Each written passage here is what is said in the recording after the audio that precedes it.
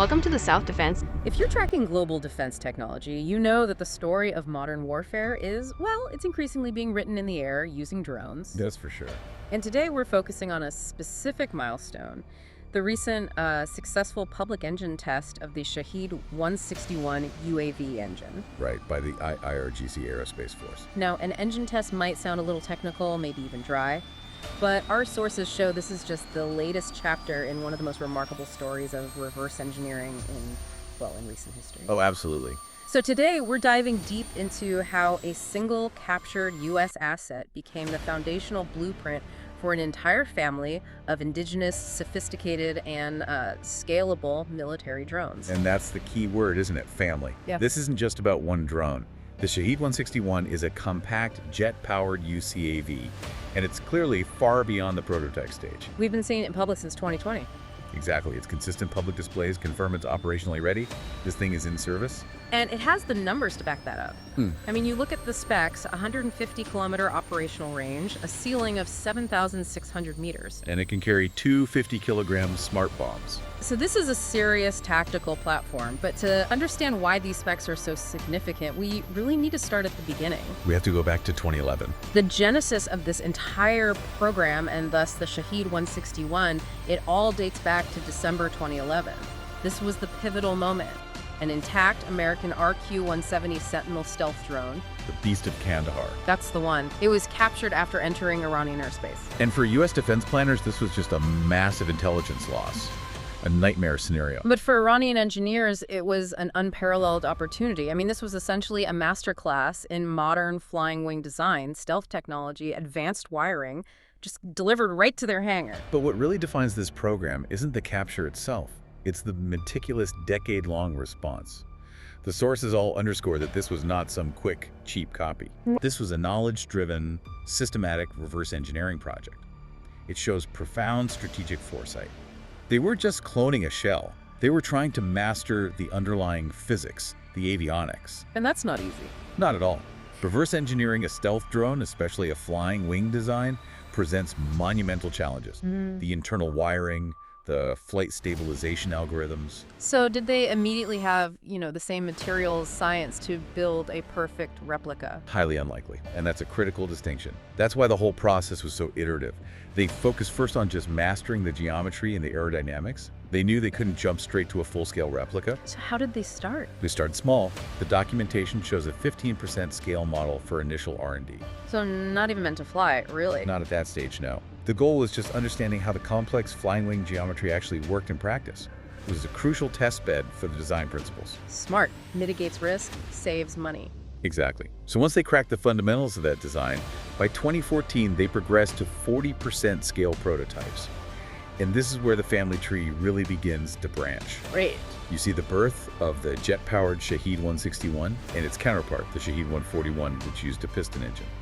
These were the true test beds where they could integrate their own avionics and master flight dynamics before committing to bigger, more expensive designs. Okay, so let's look at the Shahed 161 itself, the jet version of that 40% model. Right. With the 161, you see the design philosophy. It's a compact UCAV using that low-observable flying wing configuration scaled down to about 40% of the original Sentinel. And the airframe details, they reflect those captured blueprints, right? A highly blended fuselage, smooth, faceted surfaces, all engineered to minimize right angles that reflect radar. It's all about deflecting radar waves. We're talking a wingspan of 6.13 meters and a length of just 1.9 meters. It's tiny. Which is perfect for its tactical mission profile. Okay, so let's unpack the performance. They chose a microjet engine for the 161. And that gives it a massive performance leap over a standard propeller piston engine. A whole different ballgame. We're talking a max speed of 275 kilometers per hour. But here's the interesting part for me. The service ceiling. 7,600 meters. Why that specific number? That altitude, 25,000 feet, is not arbitrary at all. It's strategically very significant. How so? It allows the Shahed 161 to operate above the effective range of many short-range air defense systems.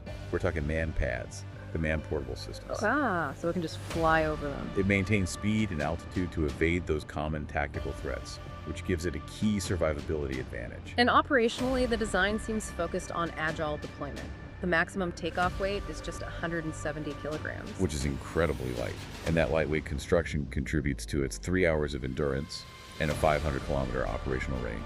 So keeping that weight low isn't just about weight, it's about getting it in the air fast. Precisely. It launches from a vehicle-mounted catapult system. No runway needed. No runway needed. So you can launch quickly from almost anywhere for those tactical missions deep behind enemy lines. And the payload reflects that dual role capability. It can carry 50 kilograms. Which can be configured in a couple of ways. Either with advanced optical and infrared sensor suites for ISR missions. So, intelligence, surveillance, reconnaissance? Right.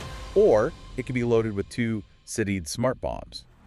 So it's a reconnaissance scout that can absolutely bite back. Okay, so the 161 is highly effective, but you said it's crucial to see it as just one part of a bigger family. Yes. This blueprint wasn't just reverse engineered once. It was designed for scalability from the very beginning. This allowed them to fill specific defense niches. So we have the 40% scale models. The high-speed jet, the Shahed 161, and its piston sibling, the Shahed 141. Why bother with the slower piston engine? Cost effectiveness and maintenance. Plain and simple. The 141 is for cheaper training, basic reconnaissance missions where you don't need jet performance. It's about creating a cost gradient across the family. A high-low mix. A high-low mix, exactly. But the real ambition shows when they scale up to 60%. This is where you get the Shahed 191 and its piston equivalent, the next 181. And the 191 is a serious enhancement. We're talking about a 1,500-kilometer range, 4.5 hours of endurance, and an MTOW of 500 kilograms. It's a significant step up. And crucially, the 191 has an internal weapons bay. It can carry 100 kilograms of ordnance inside the airframe. And that internal bay is a monumental engineering feat for a 60% scale model. Because it maintains the stealth profile. It demonstrates a commitment to true low observability. Carrying weapons externally creates a massive radar reflection. This platform moves from a tactical scout to a genuine medium-range strike asset. And this isn't just theoretical. Not at all. To highlight its maturity, you have to look at its combat debut. October 2016, the Shahed 191 was used in a coordinated swarm attack against Daesh targets in Syria. The swarm attack. This wasn't a test flight, it was a demonstration of operational drone swarm tactics. It really confirmed Iran as a pioneer in this specific, highly coordinated type of warfare. And that brings us to the crown jewel, the full-scale, one-to-one replica, the Shahed 171, or Seamorg. The Seamorg is the strategic level platform. This is the big one. It uses a turbofan engine, boasts a staggering 4,400-kilometer range, 10 hours of endurance. Wow. And it can reach altitudes of 15,000 meters. That's over 49,000 feet.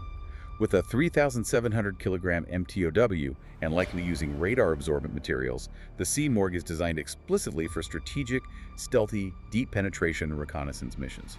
So we have this incredible portfolio built from the ground up, and the sources confirm the Shahed 161 isn't hypothetical. It's battle-proven, integrated into their doctrine, delivering reconnaissance and strikes in places like Syria. And the bigger significance here is really about 2 things: doctrine and resilience.